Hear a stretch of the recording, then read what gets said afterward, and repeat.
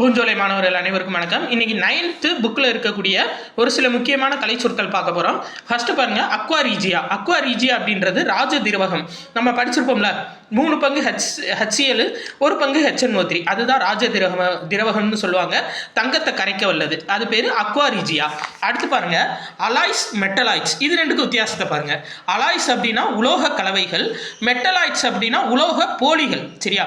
அப்போ மெட்டல்னு வந்துச்சு அப்படின்னா போலி மெட்டல்னு ஞாபகம் வச்சுக்கோங்க. சரிங்களா? அப்போ அலாய் அப்படின்றது உலோக கலவைகள், மெட்டலாய்ட்ஸ் அப்படின்றது உலோக போலிகள். அடுத்தது பாருங்க, முக்கியமானது இந்த இருக்கு பார்த்தீங்களா, தெரப்பி அப்படின்னா என்னன்னா சிகிச்சைப்பா. சரிங்களா? அப்போ நிறையா தெரப்பி சொல்லுவாங்களே, வரிசையா தெரப்பி, ஹீமோதெரப்பி, இந்த மாதிரிலாம் சொல்லுவாங்களே.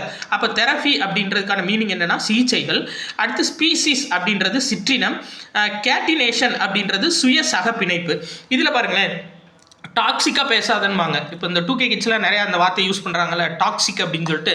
டாக்ஸிக் அப்படின்னா என்னன்னா நஞ்சு. சரியாப்பா? டாக்ஸிக்காக பேசாதன்பாங்க. அப்போ டாக்ஸிக்னா நஞ்சு. அடுத்து பாருங்க, டிரான்ஸ்பிரேஷன் அப்படின்னா நீராவி போக்கு அப்படின்னு சொல்லிட்டு அர்த்தம்.